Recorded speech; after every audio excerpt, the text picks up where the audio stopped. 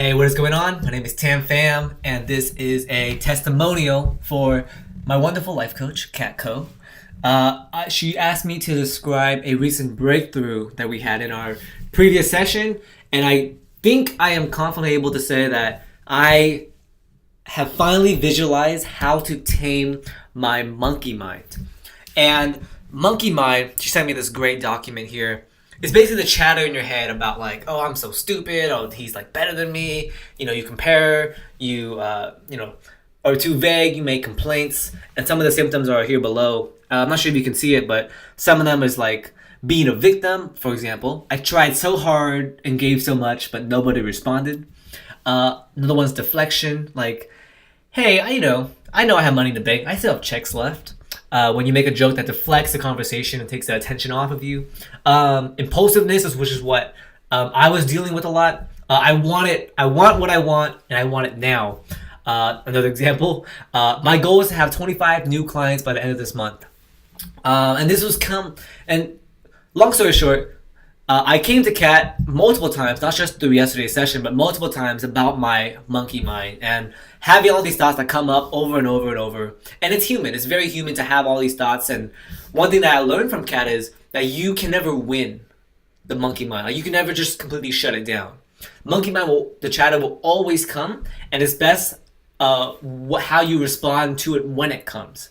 And honestly, like, she gave some steps that kind of makes sense. Like, for example, she mentioned, like, you know what, when something happens, first you want to identify it. Like, oh, if you want to get your business up right away and like get 20 clients by the end of the month, what symptom is this? And she would say, and I would look at this sheet and I'll be like, oh, that's very impulsive of me. And then her suggestion was like to kind of notice that, acknowledge it, or not even acknowledge, just notice it and just say, this is what impulsiveness is, and kind of separate that this is different from me versus the monkey mind.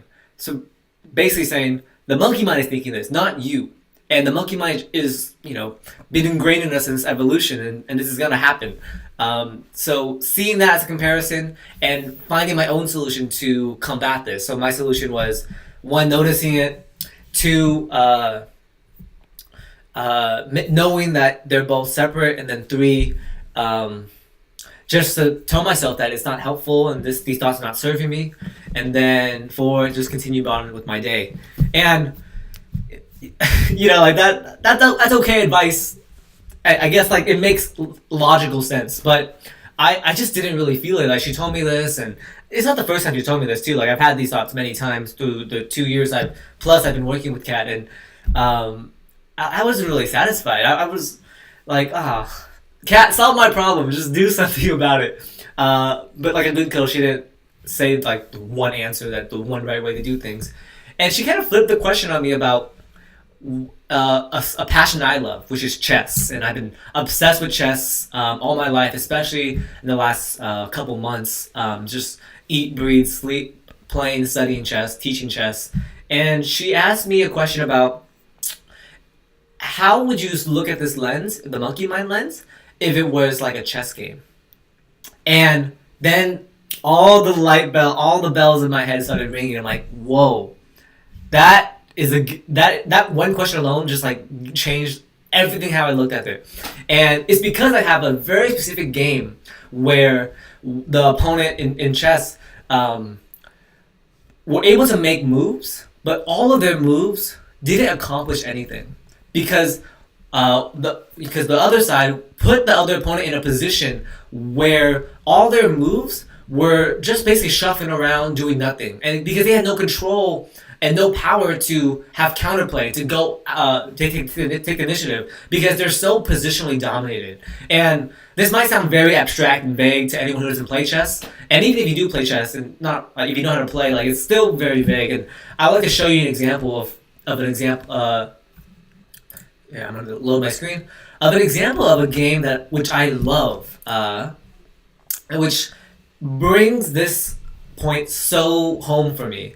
And it's a game between Casablanca and his opponent. I don't know, Trable. I've never even heard of him. But Casablanca is one of the world's greatest chess players. And I I'm gonna just assume you guys know the rule of chess. Even if you don't, I hope you can follow along.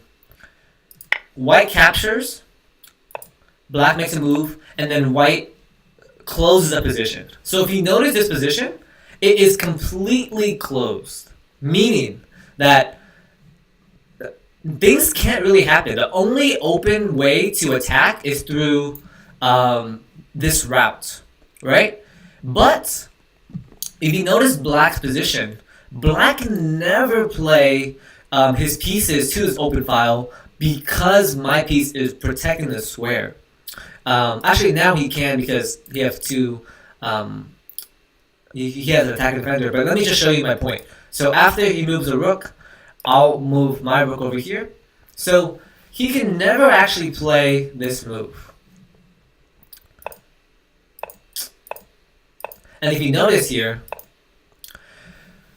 white has black in a bind, where black can still make moves. He can move his king around, he can move his bishop around, he can't move his queen there. So he can shuffle back his rooks, but white has a position where the bind is so strong that black has nothing to do but to wait and see what white has to do. And I think about it with my monkey mind because all of these symptoms, being vague or deflection, impulsiveness, all of these are just moves that don't actually contribute to your main goal.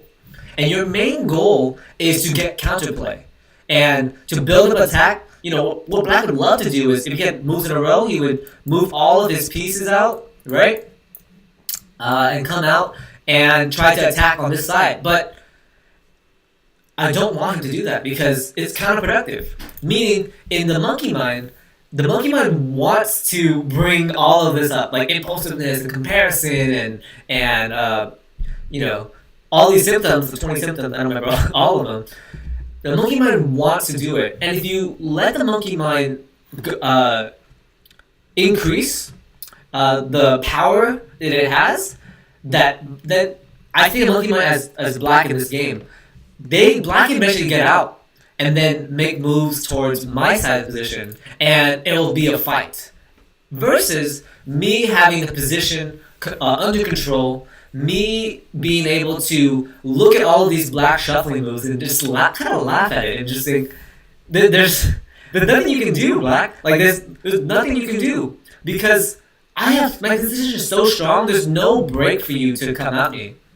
So. Just to show you more, white is going to bring all their troops and just very patiently wait and pile up the attack in order to win. So black moves his bishop back, white moves his pieces closer to the attack. The king, look, the king is shuffling. Black is stuck. Do you see? Like black has no break. He can never play a break like this because I can just capture it with a lot of pieces. And black has no pawn moves. All these pawns are blockaded, meaning that black has nothing to do but to wait. And I think about, when I play games of chess, sometimes I play games or play, chess or any other game, and I rage. I rage a lot. And the rage makes me even worse at playing because I want to win immediately and go bad. I will lose a game, get really mad, and then lose 5 more games. And that is, I feel like that's black in this position. Black wants you to be in a position where you're worse. They make you slightly worse, and then that carries on throughout the whole rest of the playing time you have.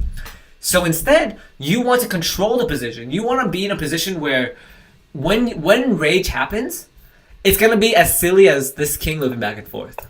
Rage is going to happen, the king's going to move back and forth, but that's not going to change the position. Only when you slip and when you let black get into the position is when the monkey mind is going to win. And it's going to take over and, one, ruin your position, and two, make you worse for the rest of the game. And you don't want that. So framing the question back to chess and seeing this visual makes me realize, wow, I have a very strong position on my mind. I have a very strong control of what I can do. And no matter what symptoms you throw at me, for example, excuses or deflection or fragmentation or being paranoid, complaining, whatever those are, that's I'm gonna look at this game and think of it as silly as this king going back and forth. How sad is that? You have no chance for counterplay. And I'm just gonna show you the rest of the game because it's so beautiful. But that was the kind of breakthrough that I had with Cat, and I just love it because I'm gonna print this game, like this game, and put it on my wall and say, like, label it Monkey Mind. Like, this would be the Monkey Mind game, because whatever Monkey Mind tries to do, you have to realize that they're trying to go for counterplay, and this might sound boring to anyone who doesn't play chess or like doesn't get it, but this is like lights me up so much because this is so much more clearer than the, acknowledge it, or notice the thought and then say thank you to it, and just know it's not you, and it's the Monkey Mind, and it's based on evolution. Logically it makes sense, but this is just like boom, the game. So the king shuffles, the queen is going to keep going and build up the attack. The king shuffles again. The bishop's gonna shuffle. The king's gonna shuffle, and White's very patient. White's shuffling his king because eventually you want to make a sacrifice. So White's trying to figure out, and with a lot of time, by the way, like trying to figure out where is the best place to put this king. So Casablanca thought, this square was the best place, for chess reasons that I don't want to dive too deep into. So the bishop shuffles back. This is really sad, and so this is a beautiful game because Casablanca is so patient. And only now is when we put pressure. So White had all the time in the world to build this up in attack, to have the pieces on the perfect square, and then eventually making a sacrifice like this in order to infiltrate on the position.